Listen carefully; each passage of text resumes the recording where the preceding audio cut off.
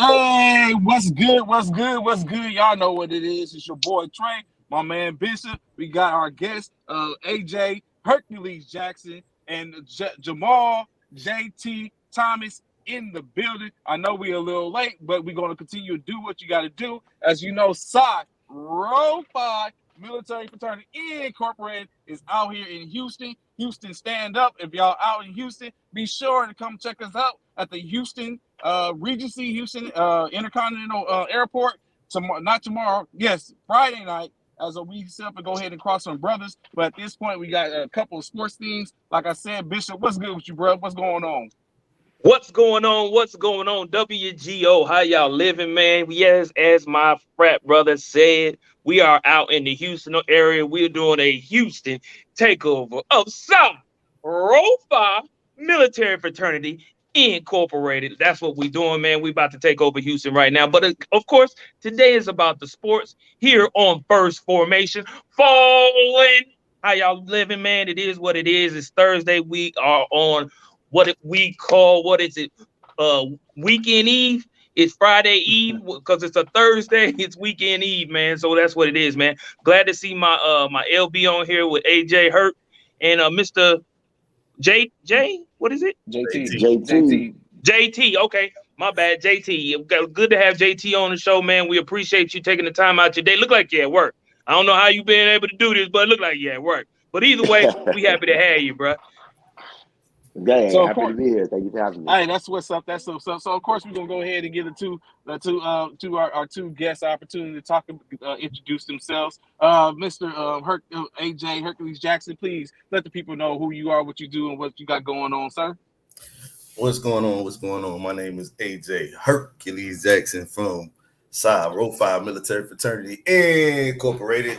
I am one of five of the five founding founders of the Row 5 fraternity, and we are here visiting with my brothers, man, looking to have a fantastic weekend out here in Houston. Show you love, you know what I'm saying, to the brothers for this fabulous show they put together. And brothers, I like to say just thank you for having me, you know. Appreciate it. No problem, no For problem. sure. MEB, Mr. Thomas, hey, let the people know who you are, bro. Hey, how you doing, man? Jamaal, aka JT Thomas, out here in Dallas, Texas, doing my recruiting thing, originally from that good bloody bean, Boston, Mass, repping all day. Hey, man, just happy to be on the show, man. Give a different perspective from the military hoop side. Hey, just happy to be here, man. I JT, you appreciate say appreciate it.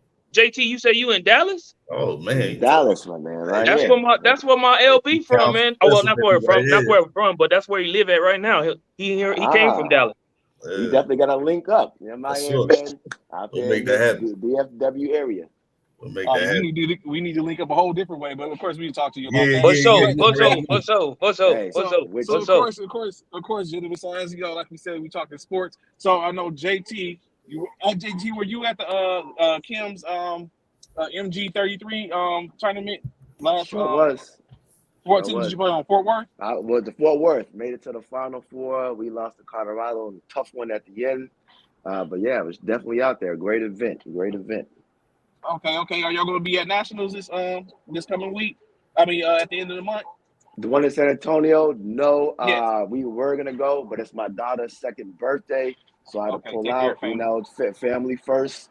So Absolutely. therefore, yeah, we're not gonna make that one, but we're gonna go to the conference finals for the NBA out in Vegas, and then Okay. Oh, y'all gonna nationals be out out in there with Denver. Fort Worth, with Fort Polk. Fort Polk. That's my Yeah, I ain't gonna say my squad, but I work on Fort Polk on the sports specialist. So okay, that's what's up. yeah. So JT, tell us about your journey and stuff in the NBA or military basketball in general. How did it all get started?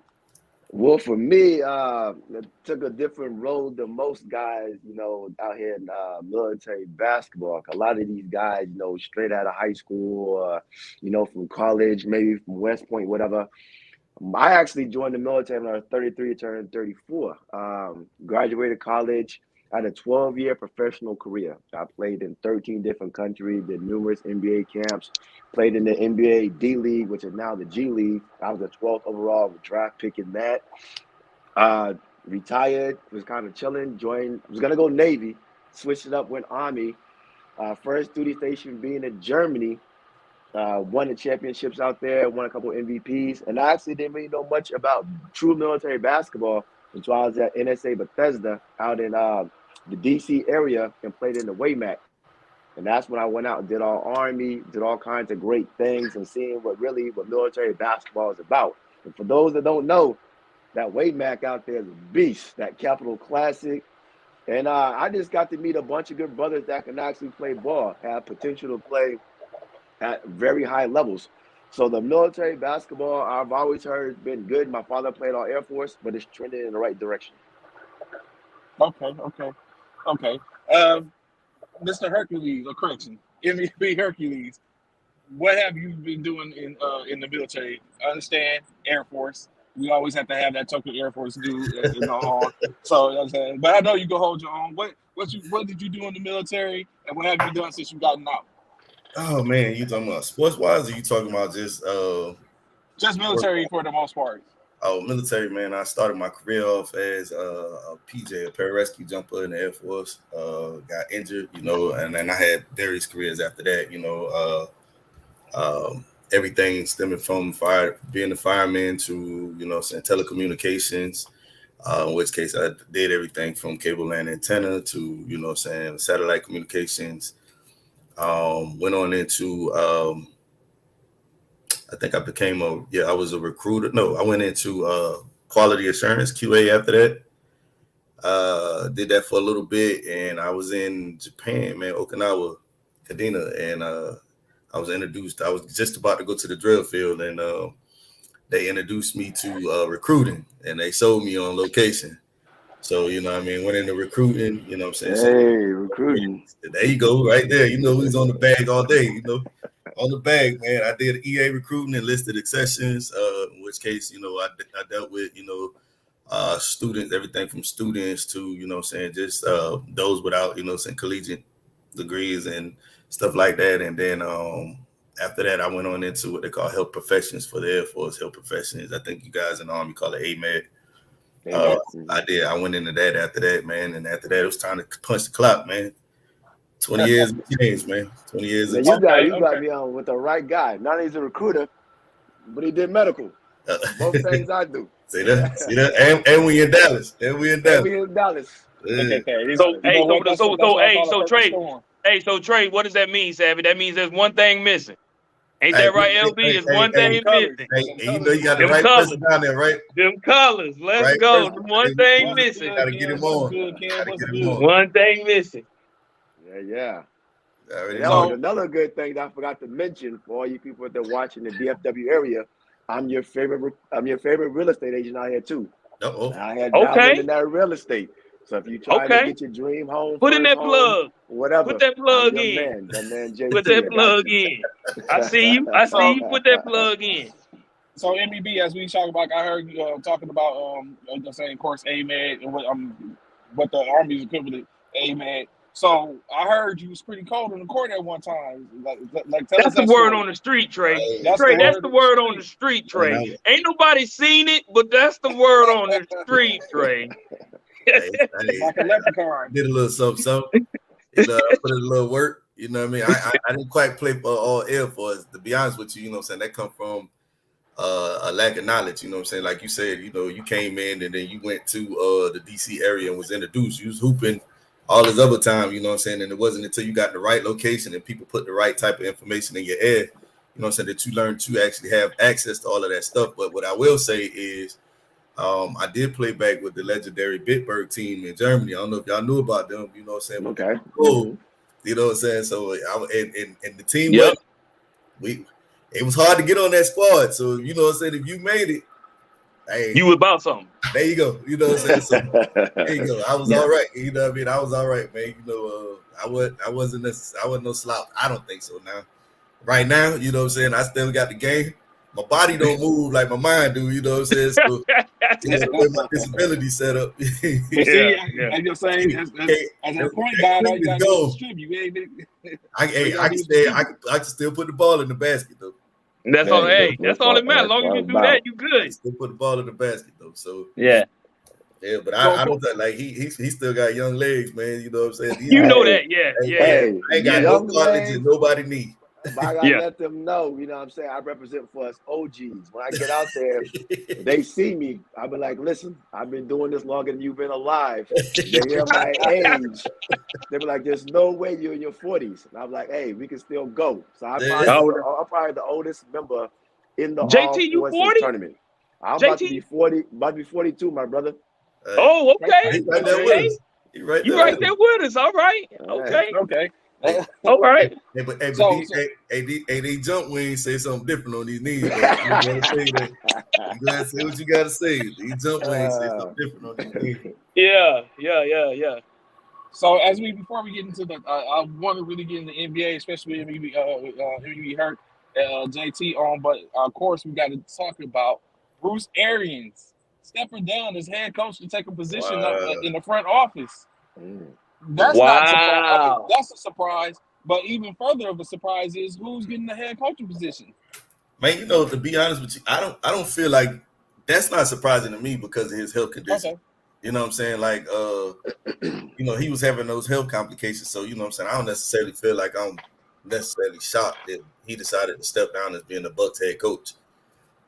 But, you know what I'm saying? I also feel like that the Brady, you know what I'm saying, retirement was a bit of a scare. So I think he just kind of wanted to stay up there while, you know what I'm saying, he finally got that other ring, you know what I mean? And, you know, like just kind of, you know, do his thing. He feel like he's still competitive, but I think he probably feel like he'll be in a better predicament if he stay in the front office versus head coaching. More job Okay. security. Yeah. Yeah. I mean, if he stepped down because of the fact of his health issues or health concerns, it makes sense. You know what I'm saying? Because I mean, and I guess it all depends on exactly what his health concerns are, in my opinion. Because stress is stress, no matter where you go, whether you on the field, downstairs on the turf, or you upstairs in the booth, behind the scenes, or whatever. Stress is stress. So Right. if Well, he's you know, trying to he get had away cancer from at one stress, point. yeah, if you're trying to get away from stress, I don't feel like you're doing it by going to the front office. But again, like I said, I don't know what his health concerns are. Either way, they just stated that defensive coordinator Todd Broyles is going to be has been assigned the head coaching position in place of Bruce Arians. So they've already got their head coach in place in Todd Broyles. So there's no need So for them to look for a coach. And Yeah, so that's the I surprising part to think. me. Go ahead, Okay. go JT.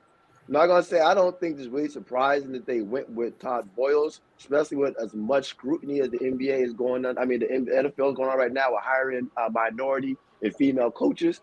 I think for them, to them it makes sense, and I like it. It puts a fellow African American man in a position to be successful.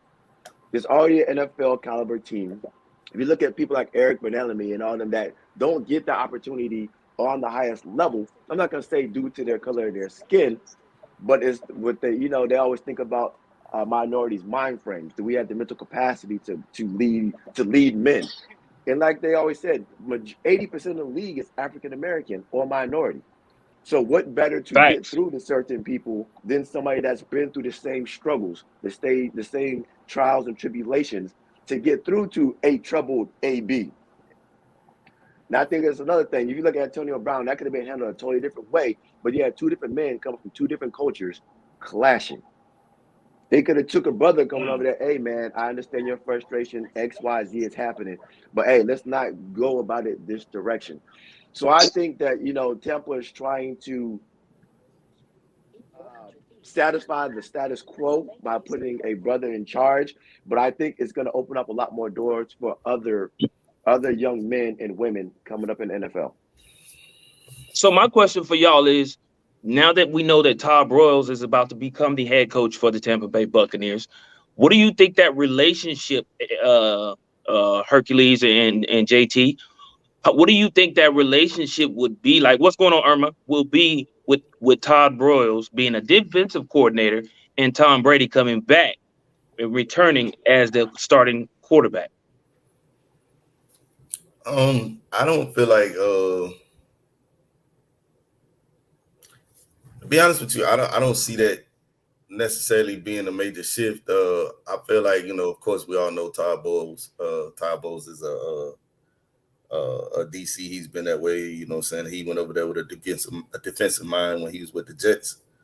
And I feel like, you know what I'm saying, he was dealt a raw deal when he was with the Jets, and then he came over to the Bucks and he actually showed why he got hired in the first place, you know.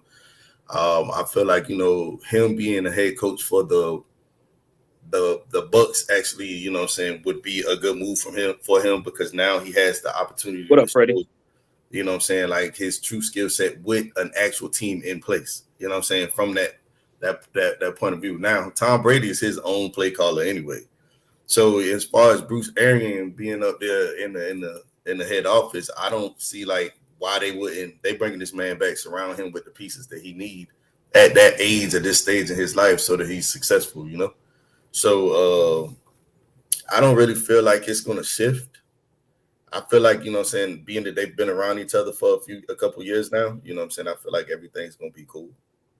I don't feel like that's gonna be problematic. Now, if the head coach, I mean if they do put an OC up there and the OC is not hitting, I feel like that could be problematic. So when I look at it, how I view it is, my whole thing is why digging by everyone's Byron Leftwich has always been held as a top tier candidate potentially.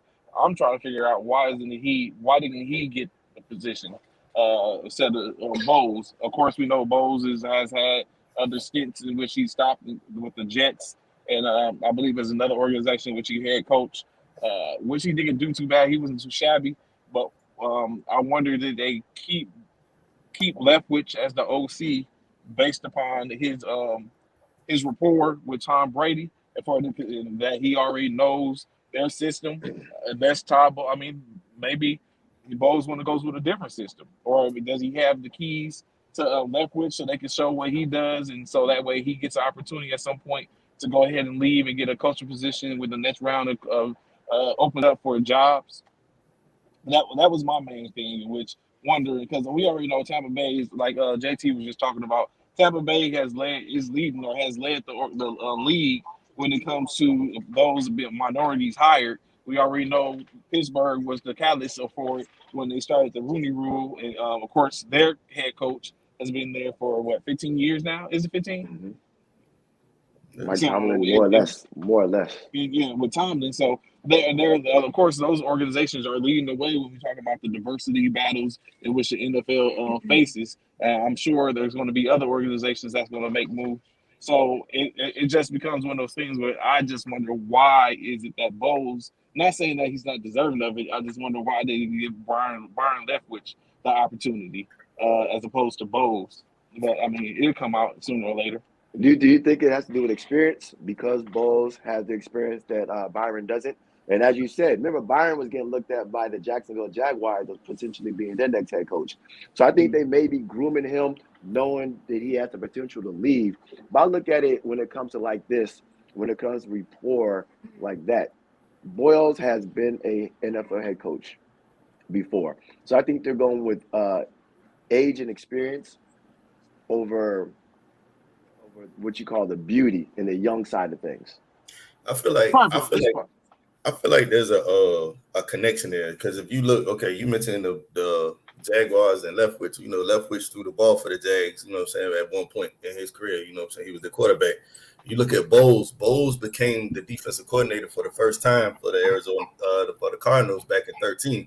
I believe that's, you know what I'm saying, around the time that Arian was on staff, so he's familiar with, you know what I'm saying, like they got that working relationship prior to the Bucks.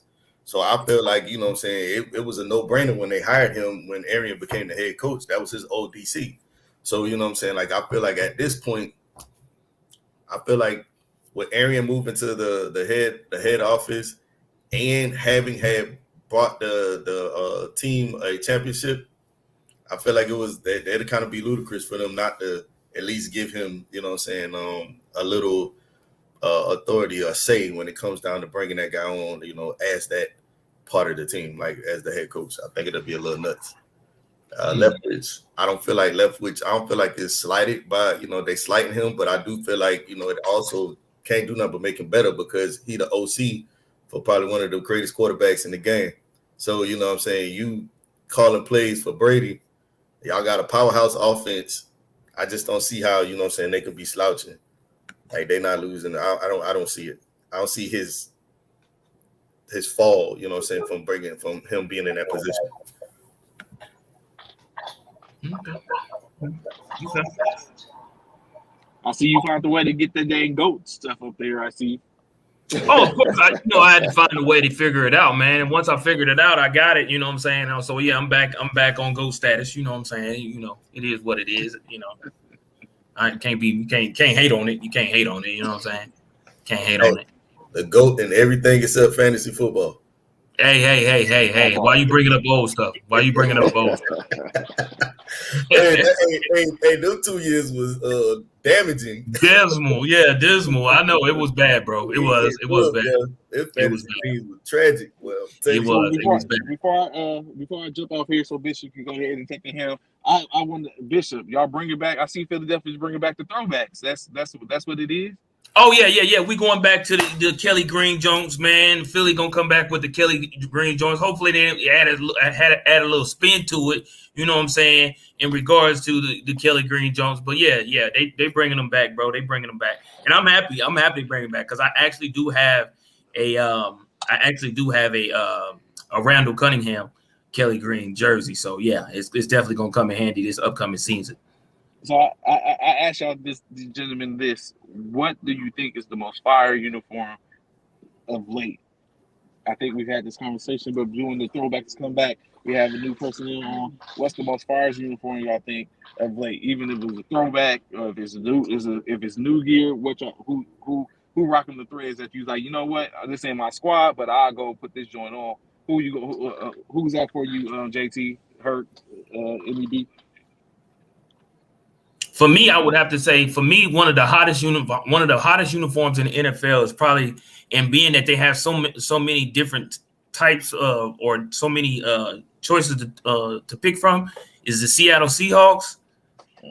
I like the Rams new joint. The Rams new one is kind of sick. It's kind of fire too.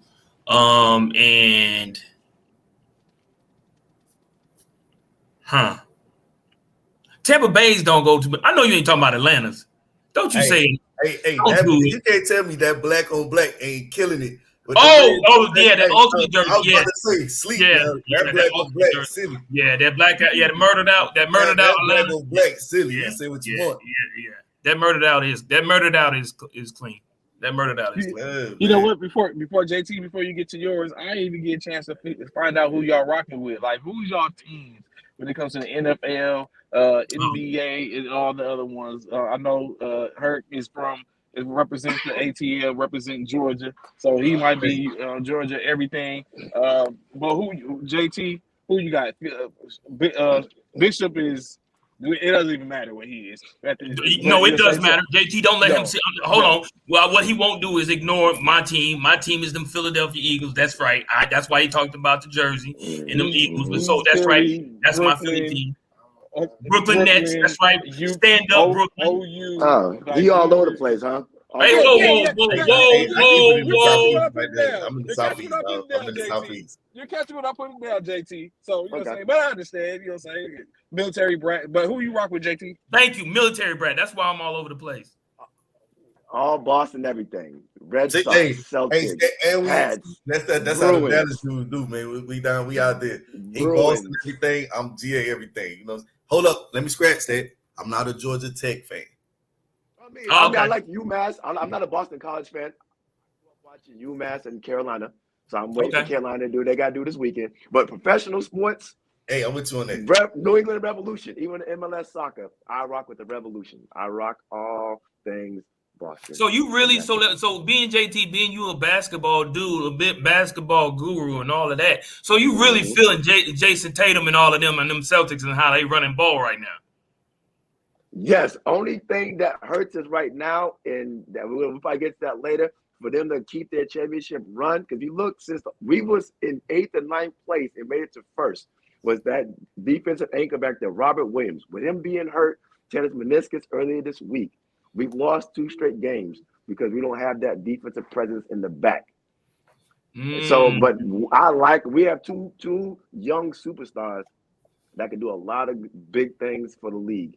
So yes, I was rocking with them. When they were trash. So with that being said, JT, and hold on, we coming to you too, Mr. Hurt. So with that being said, JT, being that he's gone down because of meniscus tear, is that going to hurt y'all chances for going deep into the playoffs, or maybe even to the finals? No, because they said he was they say several weeks was in NBA terms that they don't know. That gives about a month. Yeah. So, he sits out the regular season, maybe part of the first round. Right now, the loss yesterday to the Heat puts us at a 4 seed. Play the Bulls the first round. I think we can get past the Bulls, but I think it's that second round where you potentially match up with, i.e., back with the Heat, or could project with a Brooklyn Nets or somebody. We need him back. So if he can make it back by the second round, I think we can make that push that's definitely needed. Okay. And Mr. Hurt, who's your basketball team? Are we rocking with Ice Train? You talking about for college, or you talking about NBA? NBA. NBA, I'm a Hawks fan, man. You know what I'm saying? Hey, you rocking with Ice Train? Hey, Ice Train. Even though he's from your state, you know what I mean. He still. He's from your state, but he dropped 41-8 off on y'all yesterday. Just in case you missed it, the boy had 31 in the first half. You know what I'm saying? Like, he 31-8. I'm 41-8, so he murdered it out, man. So but I'm definitely a Hawks fan, man. Always pulling for my dudes. Looking for them to, you know what I'm saying, like make it happen. I do feel like we need some more defensive presence in the front court. We got all the offense, but we typical Atlanta, man. Firepower on offense, not enough firepower on defense. So that's Atlanta, the Hawks, the Falcons. Like that's what we do. I was about to say Super Bowl. You remember that? All the offense. But you know what? The Super Bowl, man. We can take back the Super Bowl. I'm gonna blame Kyle Shanahan on that one, man. Not Kyle Shanahan for the Super Bowl. And the reason I'm gonna say that is because you look at how we played the first half of the game, right? First half of the game, we run heavy. You know what I'm saying? And you look at the number count, we ran the ball 60 plus times in the first half. Second half, we ran the ball 17 times. You know what I'm saying? Like we was forcing stuff down the field. I feel like we changed. They didn't play a different defense. We didn't come out with the same offense though. You know what I'm saying? And I think we played into their hand, and then they started listening to the players instead of coaching. And I feel like when they listened to the players, Devontae wanted to come back in the game. Key turnover of the game. Devontae misses the block. Hightower sacks Matt, fumbles the ball, touchdown. You see what I'm saying? We never recovered. But you guys should have learned from Seattle when they threw the ball on the 1 yard line when you got a man named Marshawn Lynch in the backfield. Idiot, Facts. So, Mr. JT, real quick, man. So I see that you got some serious accolades behind your name. You played 12 years of professional to include overseas. You was in the NBA G League. Yeah. Okay. 12th overall pick in 2006. That's what's up. That's what's up. So you mad balling. Okay, that's what's up. You currently play for the Fort Worth Aviators? Yes, sir. Okay. That's the squad I'm with now. Okay, so with that being said, right, and you said your team is, of course, the Boston Celtics. Yeah. So when you look at today's, first let me ask both of y'all this too. I know Trey's in the back office, but let me ask y'all both of this. We ask everybody the same thing once they come onto the show. We ask everyone this. Y'all know, of course, I'm sure y'all know of the great Mount Rushmore, correct? Yep. With that Mount Rushmore, there are 4 faces on that mountain. If you were to recreate Mount Rushmore with NBA players, current as well as former players, who would your 4 individuals that you would put on Mount Rushmore for everyone to see? Either one of y'all can go first. It don't matter. AJ? Man, I would. Oh Lord. Yeah, it's only 4. It's only 4. I would. Ooh. Pass over. If I went quickly, I'd probably go. Of course, you got to go with the GOAT himself. So I'll go Mike. I probably had to put man. Exactly. You go first, JT, man. Go ahead. For me, Mount Rushmore, and it's like no knock on anybody. Just like you said, quick off the brain right now. Mike, Braun. Hey, y'all, hold tight. We might have all froze. I don't know what happened. Oh, okay, hold on. There we go. JT, all right. We didn't hear you. Mike, Braun, my man Kareem Abdul-Jabbar, and the Black Mamba. Kobe. Okay, That's so just quick. That's a quick for. Mine would have went Mike, Shaq, the Mamba, and I probably had to. Oh Lord, man, it's a top. I'd switch that. I go Mike, Braun, Kobe. I gotta go AI, man. I gotta go AI. I would say AI because I feel like AI defied all odds. You know what I'm saying? Like AI winning is the littlest person ever to be drafted. You know what I'm saying? Outside of Muggsy Bogues, you know what I'm saying? They played the way that he played. And then for him to single-handedly take them to the ship like that, you know what I mean? Like by himself. If you look at that team, there was no Aaron McKee, Eric Snow, Rajah you had Bell, George Lynch, you had Matt Geiger. Matt, come on, man. Like, what else is on there? Eric Snow don't shoot. He don't turn the ball over much neither, but he don't shoot. And then it looked like it's just me and you. But yeah. but yeah, like I just looking at that group, man, like I just don't see where else. I don't know, like who would I replace? I would if I took AI out. I don't know, man. Like Shaq, I could go KD. He gonna be there one day. I think. Yeah, KD gonna be up there. Yeah, because I mean, I'm not a big Braun fan, but me neither. I'm a realist. And what Braun's doing is just simply amazing. His resume ridiculous. It is, but all that GOAT talk for him, for me, that they're gonna pump that a little bit. But you know, it is what it is. He was serious, man. He was serious. But I like, man. I don't know. I got a thing for the number threes too, man. You know, Chris Paul, D Wade. You know what I'm saying? All the boys. You know what I'm saying? So I got a thing for them threes, man. So Savvy, man. He left off with asking us who would be the 4 players for Mount Rushmore. Yeah. For Savvy, you heard me? No, I couldn't. Hold up. I'm trying to get my my audio.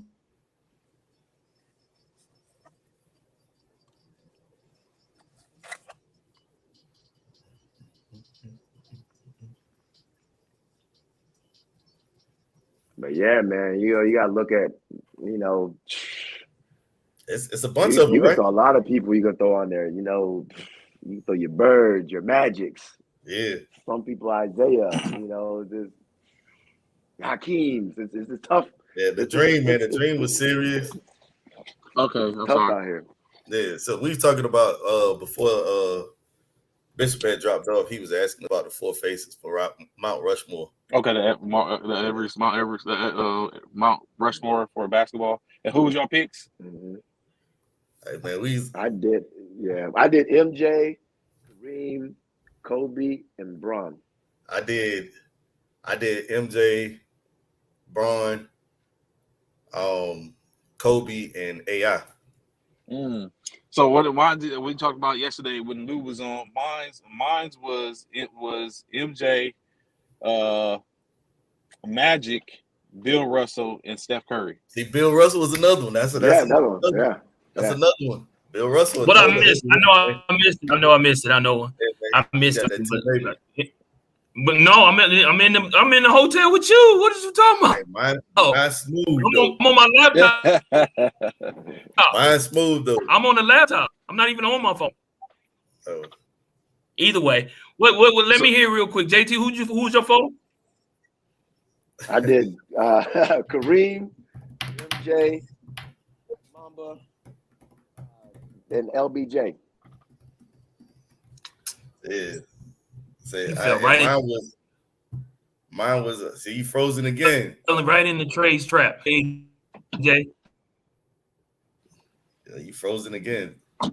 So JT, why you on and stuff like that? So enlighten us. Oh, I'm here. And give us a little bit. Yeah, he's still there. So enlighten us and give us a little bit in reference to your military basketball career and that whole journey, especially like you say, coming in late in your in your career and being the person who had played overseas, in different arenas. What has it been like when you came on the military basketball scene? Like, have you seen a lot of people? Have you seen people who's like, man, you should be playing at the next level, and things of that nature? Yes, I definitely came and seen players here that have the potential to be playing beyond military basketball. Some of them, college level, some on professional level. But one of the biggest takeaways that had to come in with mind frame that I've seen is patience. Not everybody's played at the highest level. Some of these kids coming out can play, but they're raw. They're uncoached. They're coming in 18, 19, 20 years uncoached. So I remember being at the level I was, I'm expecting somebody to know the back door or when the back door, somebody knowing to rotate. So when it doesn't happen, I caught myself getting frustrated because I'm like, you should know this. But I guess as I got older and I took a step back, I got to realize everybody doesn't know the bare minimums or the fundamentals. Some people don't even know how to run a 2-3 zone. So you have people that have played at that level or should be playing at that level. Then you have people that think they're at that level, but need to, pump the brakes a little bit. And so, additionally, like you said, playing. How long you been playing NBA? Well, I've been playing military basketball since 14, but I came back to the States December of 16, so I'll say 17. So since 17 to now, I've been playing in the States, but I started playing military basketball 14 out in Kaiserslautern, Germany. I did Kaiserslautern and Baumholz. K-Town! So since you've been in the States, who has been the hardest team, which you found to be your biggest challenge? Different years, different people. When I was with Bethesda, let me see, we was going back and forth with the number one team in the country with Langley Eustis. Us and Langley Eustis was going back and forth for the top seed. One year I played with Henderson Hall at Nationals. Fort Hood was a tough team. Fort Hood back a couple years back was a tough team. Bragg's always had a good team. But I'm going to tell you the truth. One of the toughest teams to beat is these Marine teams. And the reason why is they come with 20 people that don't stop running. So you may be tough. I saw that at the tournament, JT. I saw that at the tournament at the tournament in Fort Worth. I saw that they had a squad. They had a squad. We come with 6, 7. So after game 5, 6, I'm in my point. I'm tired. And here they come. They first 6 them play there. Now guess what? They got another 6 in the back, ready to run with you. So so sometimes their depth helps them, but they have a lot of good players too. But the main teams since I've been here at 17 have been Langley, Bragg, Hood, and Fort Jackson's been up and coming. Right now, Fort Jackson's a really tough team as well.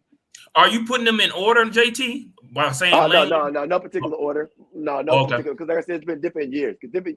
When the pandemic hit, I was still at Bethesda. Langley didn't get a chance to play, and like I said, one year I went down to Nationals.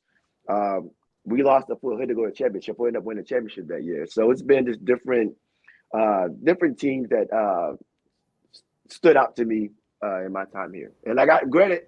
I don't want nobody to think I left anybody. I haven't seen every team. I just now seen a lot of these West Coast teams and Texas teams. Because when I was on the East Coast, we didn't see much of them unless they came to like the Capital Classic or we didn't see them to Nationals. But we not get to play them. So that's why I said just based off what I've seen with the eye test, some of those programs have stepped up. And of course, back when I was with Bethesda, we were a major problem. I had some great players. So yesterday, Lou said he basically said Langley is a problem too. He's like, we're not number one for nothing. And he just think up and down. He did speak about the Marines, of course, in which Bishop was at the MG33 Classic, in which he talked about. He said the Marines was a tough team. They even dropped 20 on the Fort Polk team. So I hear the Marines are a problem. So I was looking. You took the words right out of my mouth. I was going to ask what has the Marines produced or have it, but of course, it's starting. Bishop is starting to be the rhetoric. The Marines. Mm-hmm. Yeah, not too much about the Air Force, but yeah, the Marines definitely. Yeah. Wait a minute, he said Langley. He said He did Langley, say right? Langley. Well, he said Langley. Hey, Eustace, but that's why I said, hey Trey. But that's why I said, is that in any particular order? That's why I No, asked that. but let me ask. Let me Yeah. put it like this though. The Air Force did team up with the Army and Navy at Langley Eustis. They got people from Norfolk and they got people from Eustis. So I mean, it's just not all Air Force. Hey, Okay. So it's hey, not well, just all Air Force. in my day, you know what I'm saying, he mentioned K-Town, you know what I mean? So, you know, like Spank Dollar, we was, you know what I'm saying, like beasts back in the day. Spank Dollar was God's. Man, hey, so you know what I'm saying, we want, you know, I only speak Bitburg was legendary. So let's get there. Like, you know what I mean? Y'all say what y'all want. I only speak about when I hoop. I can't tell you about what they do. What they do.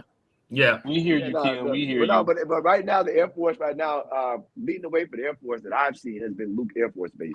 Oh, Them Luke. and Langley have been the top two Air Force teams that I have played against.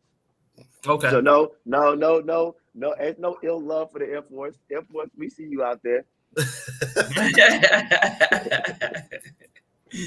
No doubt.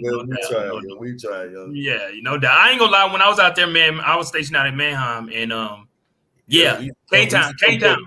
K-Town was a beast at one point.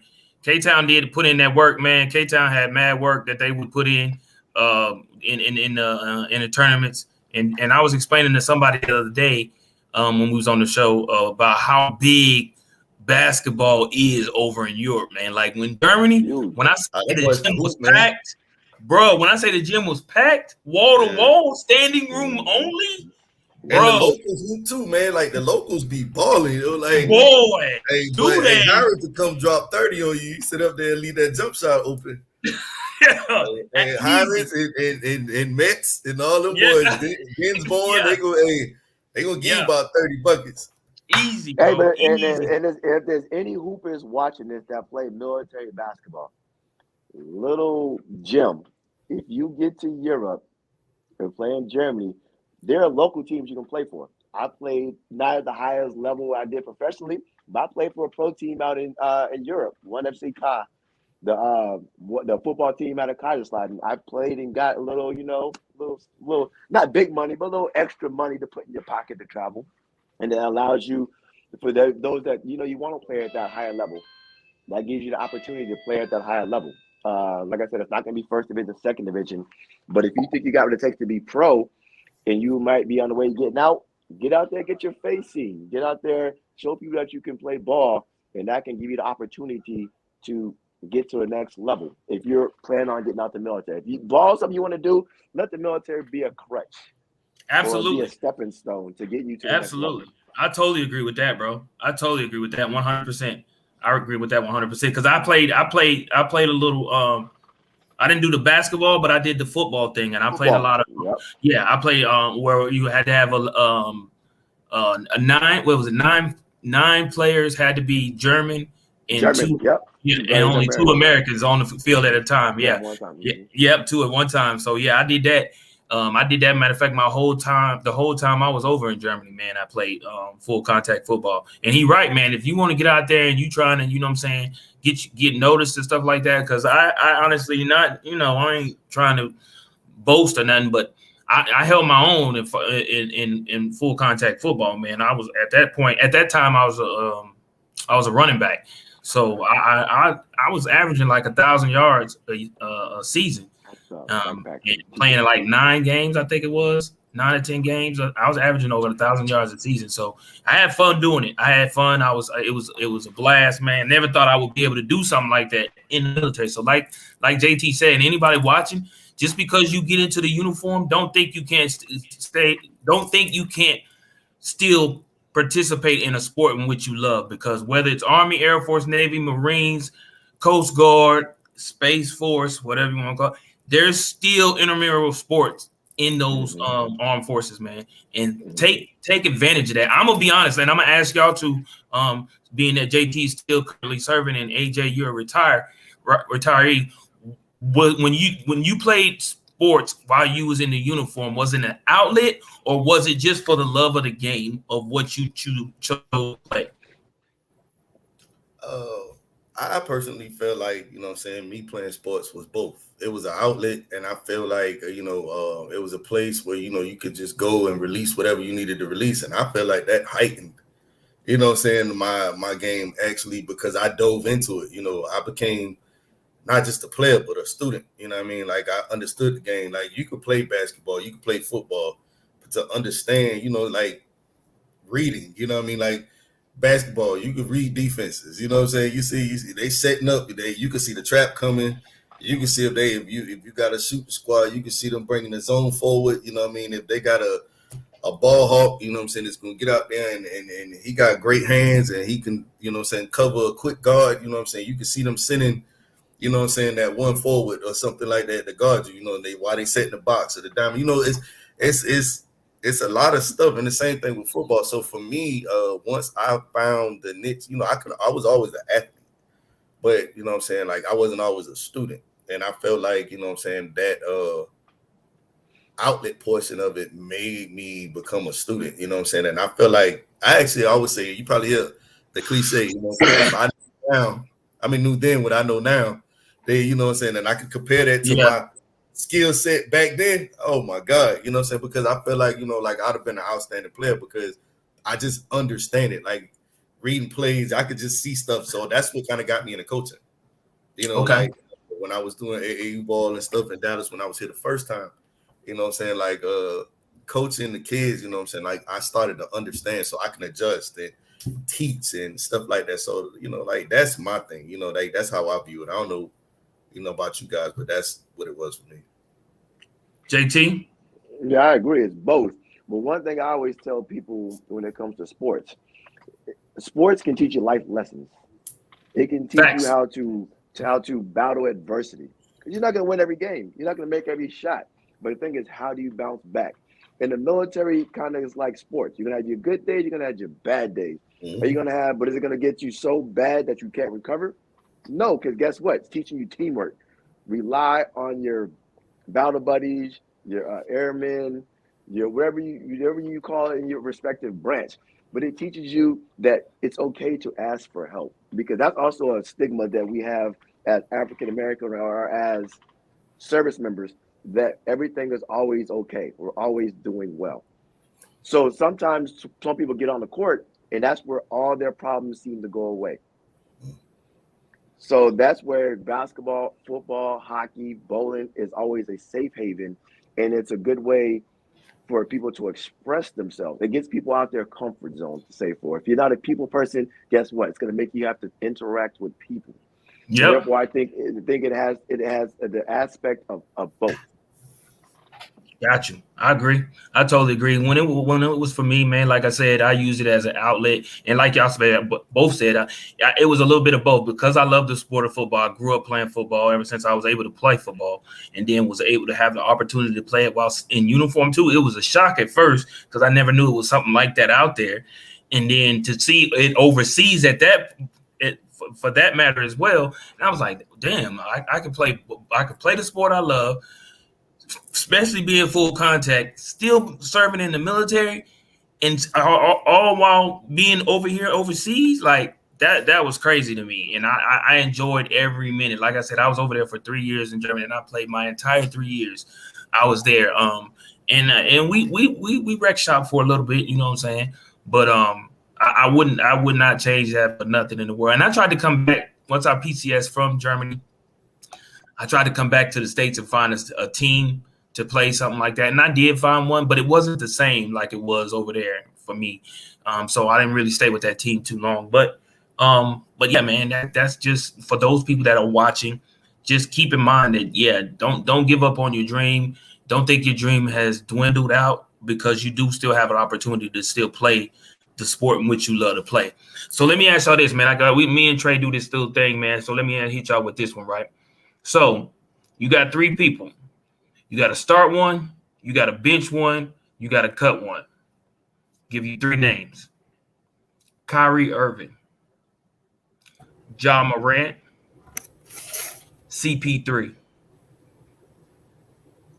JT, you got to start. Who going first? JT gonna go first. You got to start one. You got to start one. You got to cut one. You got to bench one. Again, Kyrie Irving, John Morant, CP3. Go. I'm gonna start John Morant. Ooh. I'm going to bench. I'm gonna bench CP3, and I'm gonna cut Kyrie. Why? Why that order? Why John Morant? John Morant is up and coming superstar. Okay. He's a superstar personified, and just the way he attacks the game, the love of the game, the passion of the game. Okay. It's just somebody I want to play for, play with. He does. And if you look, he makes everybody around him better. He makes the Memphis Grizzlies better. I would bench CP3 to be a mentor to John Morant. Okay. Because CP3, one of the greatest skilled point guards to ever play the game. It's his vision, his savvy, his knowledge of the game is second to none. So I think John Morant can get us going, running, but CP3 would settle us when needed. And he would mentor John Morant how to develop that same fortitude and tenacity and mind frame. Because the thing, if you could put a CP mind with the John Morant athletic ability, you have a serious, probably a monster. You have potentially the greatest point guard to ever play. Okay. Because all the different attributes they bring. And Kyrie, I cut Kyrie only due to every time Kyrie goes to a team, there's a problem. When he came to my Celtics on a high, we played well. Well, guess what? Every time Kyrie went out, the Celtics went further in the playoffs. They won more games. And I'm not going to say, I'm not going to get into like the whole vaccine thing. It just seems like, granted, he's also very skilled, but he's also very injury prone. So if he's not on the court for getting into it with somebody, he's on the court because he's injured. So I'm looking at longevity and being able to play. You need somebody to win a championship. You need somebody on the court. Kyrie can't play a full season for whatever reason. So for that reason, granted his skill and his scoring ability, a little bit of defense, I'd have to cut Kyrie. All right, AJ. I like that, JT. I hear you. So mine will be flipped. Kyrie cut, of course. I have CP3 starting and Ja coming off the bench as my spark plug. I agree, wholeheartedly. CP3 is not just a ball player, but he's a coach on the floor. One, I think he's already exceeded that floor general part. You know what I mean? I think the dude he's basketball. Like to me, from that position, he's the Tom Brady on the basketball court because he just sees stuff that nobody else sees. And every team he went to, they've elevated. You know what I mean? Everything from he left the Hornets, the Pelican, the Hornets, and then they was decent when he was with the joint, him and David West. Then he turned around, you know what I'm saying, and they sent him. Where'd he go next? The Clippers. Clippers. They come on now. They created Lob City. They was better. And then they sent him to play with. He went to Houston next, right? Houston. Yeah, the Rockets. Yeah. Rockets. And in my opinion, had he not gotten injured, I feel like he would have definitely have done well that year. You know what I'm saying? With James Harden, they probably would have had a chance to get it.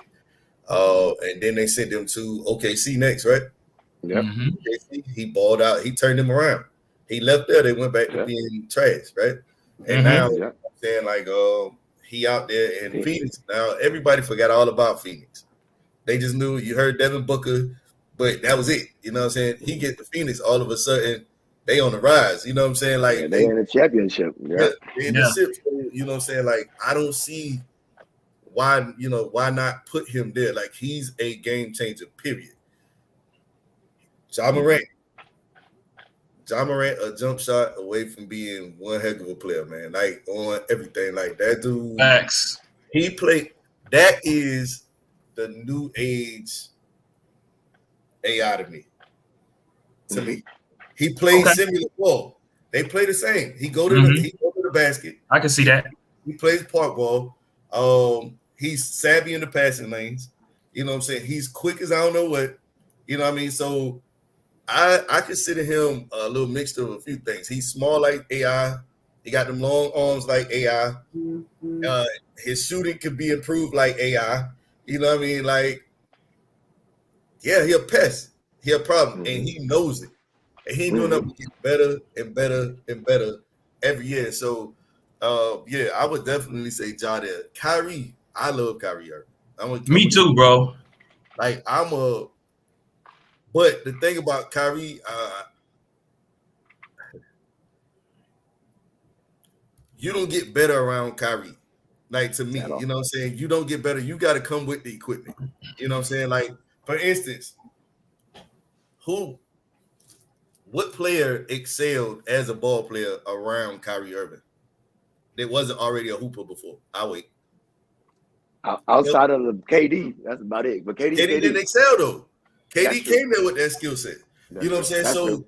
You know, you look at, so you had you got KD, and then they still had to bring in more firepower. You gave him James Harden, you know what I'm saying? And they still fell short, right? All right, because you got too many superstars on the team, right? In my opinion. You know what I mean? Like, and they too many of the same type superstars. Yeah. So all of them are ball dominant stars. You had Kyrie, ball dominant. You had James Harden, ball dominant. Then you had Kevin Durant, ball dominant. So you know what I'm saying, like. But AJ, is that AJ and JT? Is that no different than what the recipe was in the Golden State Warriors? The Golden State Warriors. Listen, because you still had 3 ball dominant players. Was not ball dominant. Klay Thompson is not ball dominant. He come off screens, man. He's a set shooter.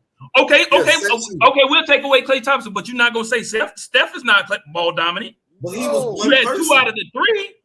And he one person. And then you know. But it's still 2 out of the 3. It was KD and Steph. But okay, so KD, so you can have 2 people. Than Steph. Huh? KD brought up and set up Steph. Steph was coming off screens. That was one of Steph's best shooting years. Like he said, people come with Kyrie, you're not having your best shooting year. No. And you got to come with that skill set. Kyrie not setting the offense for you. Even with Jason Tatum and Jaylen Brown, both of them have excelled since Kyrie has left. So Marcus Smart has ball. He's balling. Marcus Smart is balling out. He has. Marcus Smart has balled out. So with those examples in which y'all two just gave me, is that the problem with the Lakers and their big 3? I think the Lakers. The Lakers messed up because first off, they should have never got rid of Caruso. I thought so the Lakers. Okay, so they don't have. If you look at the Lakers team, they don't have any shooters. They got straight scorers. You know what I'm saying? It's a difference. You know what I'm saying? So LeBron can put the ball in the basket, but he can't. He's not a shooter to me. You know, KD is a shooter. You know but he's not. Like, he's not. Yeah, I know what you're going with. He's not a shooter, man. And then you looking at you talking about AD. AD is another type player. You know what I'm saying? That's kind of ball dominant, and it says he needs the ball. You got to feed him nonstop for him to get his stuff. And you know what I'm saying? So you got him. Then you bring in another person, Westbrook, a straight up ISO player. He was that way when he was with Denver, and he would go with Carmelo. You talking about Carmelo? Okay, Carmelo. Then you go Russell Westbrook. He couldn't play with KD, so you gonna bring him with LeBron? I wait. At least KD, you know what I'm saying, go spot up and shoot. But you know what I'm saying, like LeBron, he bring the ball up the court his whole career. So you know what I'm saying, you gonna bring Russell Westbrook to do the same thing in LA that he was doing with Houston, and that ain't work. Nope, it didn't work. Not gonna work. And they don't have no shooters, none. Who gonna spread the floor? Who do you have to? What reason? If you set in your defense, you playing defense, do you have to set your defense up to play honest deep on the court? You don't have. You can set traps. You can double players. You know what I'm saying, or whatever. They don't have to, because Russell can't shoot. He can't shoot. LeBron, every now and then he's streaky. He's streaky. Yeah. And Melo ain't what Melo used to be. You know, now back in the day, you wouldn't leave Melo open like that. That's a mistake. But you know what I'm saying? Nowadays, he ain't the same Melo. You know, life got the best of him. You know what I'm saying? Let's just be another. But Caruso was that spark plug, man. The dude then you had Caldwell Pope. You know what I'm saying? So You had don't forget about Kyle Kuzma and Ball. They got rid of all of them. Kyle Kuzma needed Kyle to go somewhere. Kuzma is balling right now. I feel like he was too intimidated. Different system. He can't play in the big lights with those type of superstars. Not everybody can play. Not everybody can play under the bright lights with those kind of people. Nope. And be successful. I think he was. I think he was definitely intimidated. Really? Julius Randle. Look at Julius Randle. Oh, he's balling. Oh, yeah, but I'm saying you got to take him away. You know. Well, yeah, he had to lead the Lakers to get nice. You have to take him sometimes. Sometimes people need to be their own man to be the man because they don't know how to be a Robin. You know, sometimes you got such a big person behind you that you shrink because you're trying to live up to that person. What you saying, JT? You know who a great example of that? Iman Shumpert. Iman Shumpert. Yes. If Iman Shumpert is in college, Iman Shumpert was a dog, yo. Like, so when he got to the Cavaliers and the Knicks, he was in the wrong system. Yes. Wrong coaching, and the injuries killed him. He was, man, you watch Iman playing ball in college. Mm-hmm. Listen, totally different player. Totally, like you just knew he was gonna shut it down. He was a dog, man. Play both sides of the ball. He had hops. Yeah, I used to like Iman Shumpert. Yeah, that boy could ball. I liked his game. I did. Yeah, I really liked his game. man. Yeah, I liked his game a lot. So let me ask y'all this, right? Because so y'all know right now it's a big debate in regards to the MVP in the NBA right now. A lot of people feel like the Joker may win it again. Some people feel like it should be Giannis. Some people even got Embiid in their poll. But then there's people who also feel like there's other players out there who should be considered, like the Ja Morants, like the Jason Tatums, like the Devin Bookers. So if y'all, being that y'all are basketball connoisseurs, who do y'all feel should be the top 3 front runners for MVP of the NBA season? AJ, you go first.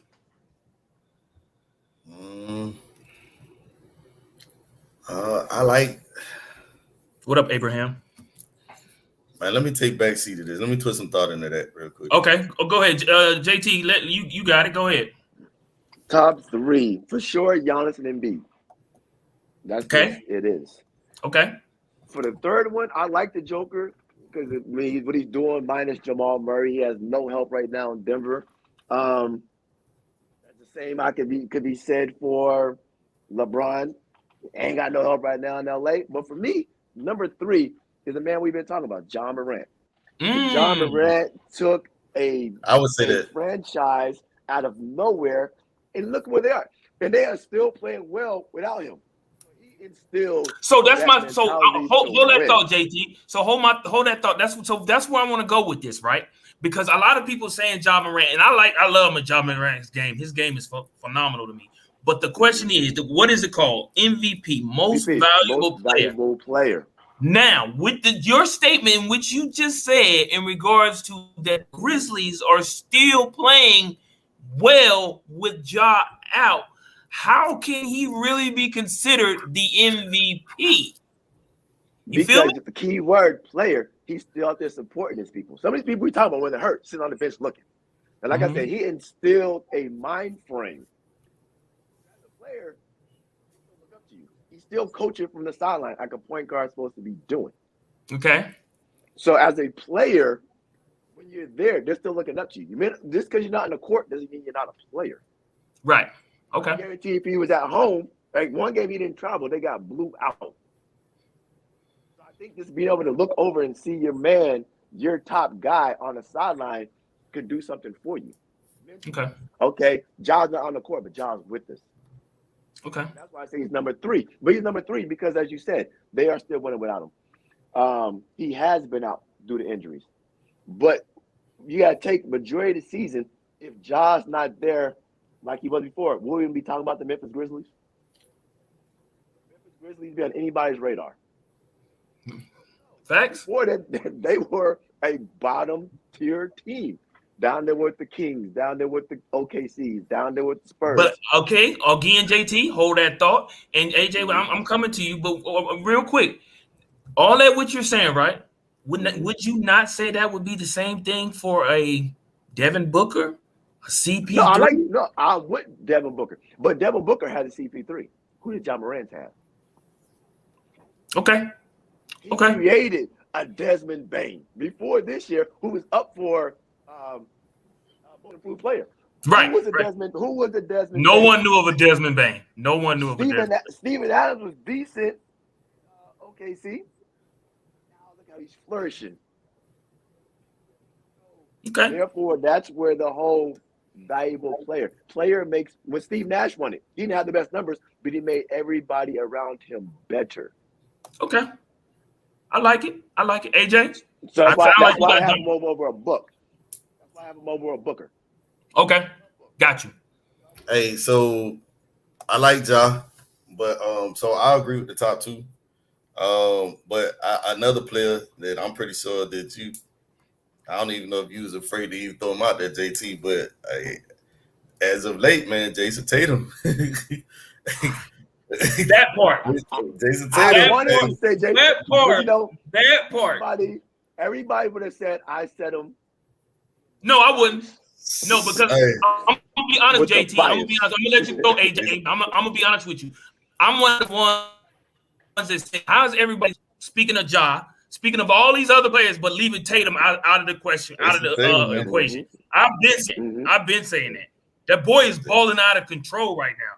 He's balling on all cylinders, bro.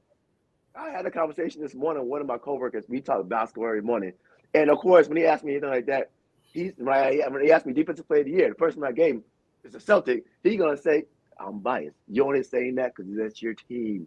You only want to say everybody on your team. You think your team can win a championship." I said they have the recipe to win. They have the players to win. So it's not that I'm biased towards them. It's just the kid can flat out play ball. That hands down. Jay, go ahead and finish. Okay, Tatum, I got you. Oh, you said that he was the third. Yeah, Tatum was your third. Like the other two, of course, like you said, you know what I'm saying? Like, you got to go Giannis. You got to go Embiid. So why y'all not picking Joker over Embiid, though? I like the Joker too, man. The Joker nice. He balling. You take it from him, bro. I'm trying not to be biased because I probably favor the Joker over Embiid. You know what I mean? Like I like the Joker's game probably a little better than Embiid's, man. But Embiid is a dog. Like really, you can easily make an argument to go, you know what I'm saying, Giannis, Joker, Embiid, to like the three of them as the three. You can make that argument. You know what I mean? Like you can easily go to Joker, Giannis, the Joker, Embiid. You know what I'm saying, to put everybody else out because the three of them they balling like crazy. But you know what I'm saying, like personally, man, I don't know if you want to call it bias, but I've been watching the dude. Like I said, I love Ja. I'm a Ja Morant fan, but JT, man, oof. Yeah, I'm with you. Oof. and he's just getting started. Yeah, he woof. He's what, 24? What, he's about 24 that years old? part. Yeah, that part. That part. That's Yeah. the scary thing right there, bro. Out of these three players, who's the future of the NBA? And this will be my last question. We're gonna close it out because we got to get up out of here. But these Out of three players just laid? No, these three players right now. Right. Who's the face of the NBA coming up? Jason Tatum, Devin Booker, Ja Morant. Who's the face of those Morant. Three? I'm gonna say Ja. Okay. I'm gonna say Ja. I want to say Jason Tatum, Devin Booker. No, I would say, you know what I'm saying. I don't know. I would play with those two, Tatum and Ja Morant. Like they both energy players. You can't help but be better around them. Neither one of them selfish ballers. Both of them play both sides of the ball. And they're the Giants on their team. I agree with him with Booker. Booker. He been a scorer, but Booker became relevant when they got CP3. Yeah, he says Ja. I'm gonna go Jason. The only reason why I say that because I got picked Ja this year at MVP. The way Ja Morant plays, how long his body can sustain that type of punishment. Now. So longevity, you got to go with Tatum. Yeah. And like we just said, the way Tatum's scoring ability, and Tatum's gonna have a better team. So when it comes to winning championships, getting that more exposure, the market, Jason Tatum's gonna be in the face before John Morant. Like I said, if John Morant keeps playing, trying to dunk on everybody, he's only gonna last another 5-6 years of good basketball, because they're gonna have to start having them the T-Mac problems and the Grant Hill problems and Derrick Rose problems. Derrick Rose is a perfect example. Perfect example. You keep it on the head right there with Derrick Rose. But you can't say that though. You can't say that because look at AI. Look at AI. AI wasn't dunking on people like that. Hey, but AI got knocked to the floor because he was so little, because all he did was go to the basket.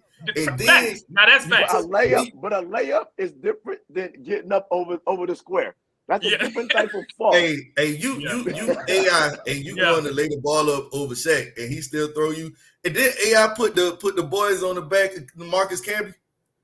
Then Marcus Camby though.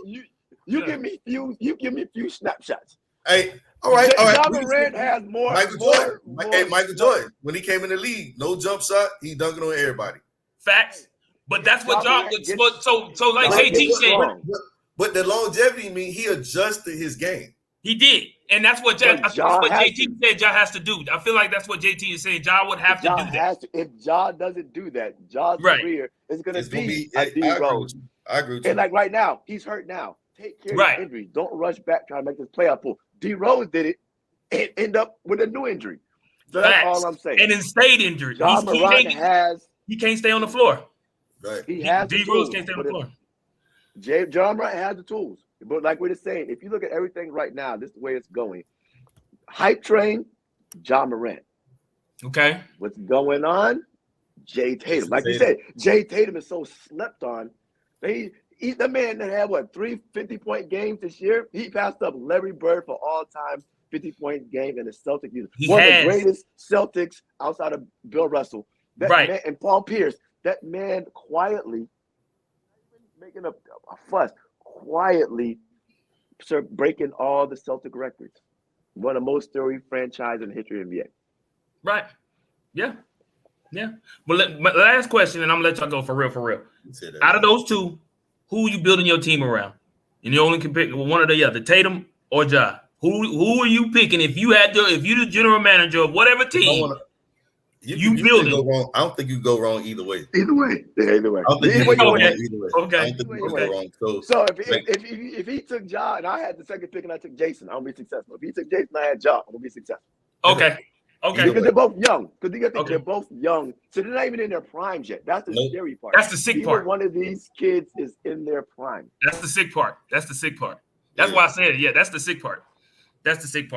All right, man. Well, I appreciate y'all, man. JT, thank you for joining us today. We really appreciate you. AJ, my LB, man.